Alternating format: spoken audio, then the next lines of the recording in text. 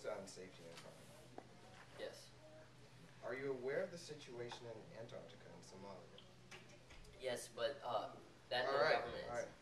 Do you honestly believe that oppressive government protects its people? more than no government does. Are you aware of the situation with Hitler and the Nazis? Would you define that? Would you define them as being oppressive toward their own people? No, but towards other people. So you are honestly going to say that no Nazi people died during the Holocaust? Maybe killed by the other side, but not by their own people. Are you aware of the situation of, in the United States, the past situation of slavery? Would you say that those people were oppressed? Yes. And would you say that these people were protected by this oppressive government? They were not being oppressed by the government, they were being oppressed by the people. If they were being only oppressed by the people, then why did the government not step in and abolish slavery earlier? Because they were fine with it at the time. So what you're saying is that the government essentially was oppressing them by sitting back. No, they weren't oppressing them, they just weren't stepping in for the but people that were oppressing But if you have the power to stop something from going on, and you don't stop from going on, me personally, I would consider that the same thing as doing it. Would you not? That's your opinion. All right. Are you aware of I'm sure you're aware of the American Revolution. Mm-hmm. You said that, people, I just want to make sure you know this. People tried to negotiate with the British peacefully. In what way? They tried to talk, and they tried to reason with the British, and obviously that didn't work. Any examples? The Tea Party, things of that sort. That's not a very good negotiation by throwing all of their tea in the sea. But I'm pretty sure throwing tea in the sea is a lot more peaceful than killing people in cold blood. Would you not agree? Yeah, but killing people in cold blood and throwing tea are both bad things. They're not good negotiations. Yes, but I'm sure that if you throw bad tea, or good tea, or tea of any sort, no one's being affected. But if you kill people, then you're affecting everyone. You're changing history in a negative way. Exactly. So what I'm saying is, as a result of oppressive government, history was changed in a negative way. But with oppressive governments, they could have tried nonviolent revolution. All right, thank you. That's okay.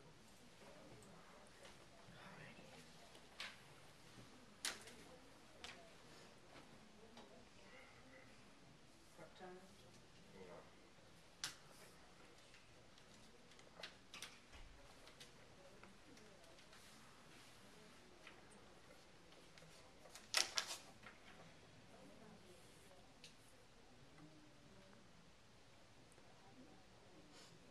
First President of the United States of America, George Washington, once said, "Government is not reason, it is not eloquence, it is a force. Like fire, it is a dangerous servant and fearful master. When the force that is government becomes a brute that causes its own people suffering, there is an issue. When the power that is designed to serve and protect the people is the exact opposite and becomes oppressive, there is an issue. If a government is not bettering society, then what is the value in its existence? The resolution suggests that governments that oppress their own innocent people are more advantageous to have than no government at all. This is why I strongly stand in negation of the resolution. Resolved, oppressive government is more desirable than no government. For sake of clarification in this debate, I would like to define the terms government and oppression. Government is defined as a system by which a nation, state, or community is governed. Oppression is defined as prolonged, cruel, or unjust treatment or control. My opponent is arguing that a combination of these two words put into action would be better than no government whatsoever. Before I move on, I would just like you to think about if you would rather live in a place where you were treated with cruelty and disrespect on a daily basis. Think about a place where you see your friends, your family, your pets being beaten or experimented on, simply because the government above you feels that it is necessary because they just want to.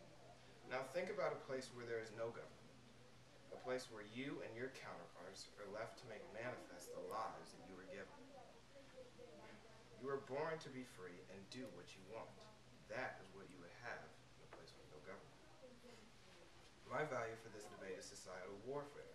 Webster's dictionary defines societal welfare as the well-being in any respect, the enjoyment of health and the common blessings of life, exemption from any evil or calamity.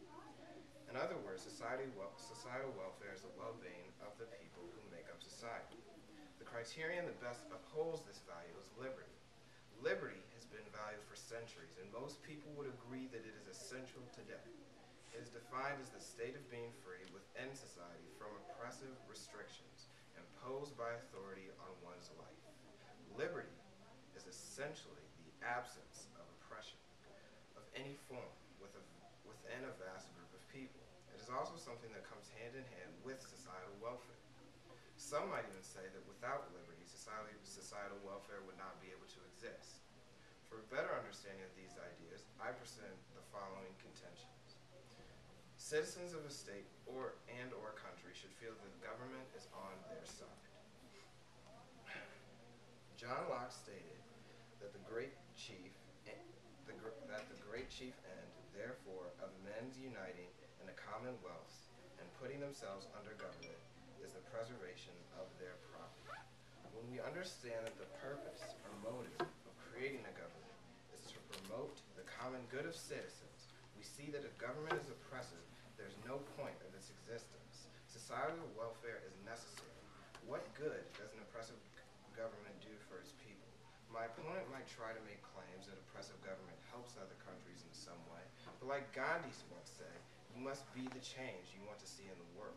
Maybe you take this quote differently, but the way that I interpret this quote is that for us to change the world, we have to change ourselves first.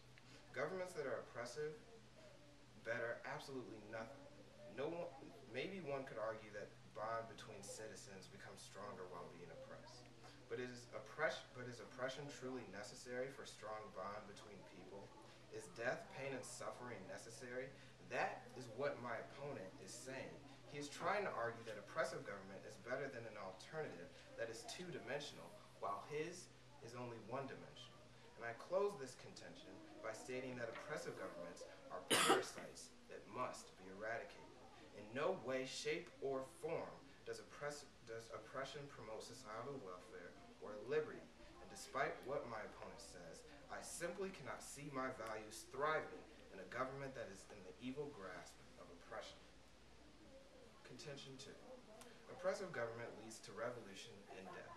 One of the greatest thinkers of human history, Confucius, once stated, an oppressive government is more to be feared than a tiger. And I must say that I completely agree with this statement. I will not expand on my idea of my opponent's alternative being one-dimensional and my argument being two-dimensional. The absence of government is, in many cases, the absence of order. And time has shown that order is necessary for human life. But there is a chance that no government can lead to order, peace, and happiness. In Antarctica, there is no true form of government, and people live there, mostly scientists doing research for goods amount of time. There are no strifes within Antarctica or riots or anything of that nature that my opponent before suggested. These people are coexisting together peacefully without government, and there's order. People are not running around like savages. This truly is a prime example of how, in the absence of government, societal welfare, liberty, and order can thrive. But in oppressive government, only negativity can survive. This is how it is one-dimensional. The results of oppressive government can be split into two negative ultimatums: death and revolution. The American Revolutionary War took place in the 18th century. Now, even though because of it, Lady Liberty is arguably the greatest country in the world, it is important to understand what caused its conception. It began as a simple war between the Kingdom of Britain and the United States, but it grew into a world war that people in the 21st century still talk about and remember. Why? Because to the best of our knowledge, a total of 10,000 people died. Some wanted to fight and some did not, but the bottom line is people died. When doctors examine the infection of a patient, one of the very first things they do is investigate where and how the infection came to be.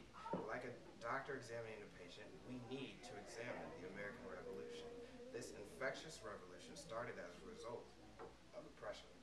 10,000 people lost their lives because the government was abusing its power and not satisfying its citizens. Now, I'll give my opponent this. The revolution had an immense positive impact on the world today.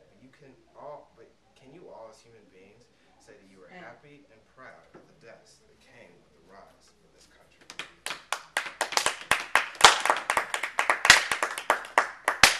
Sarah, what are the rules for if, like, you're in the middle of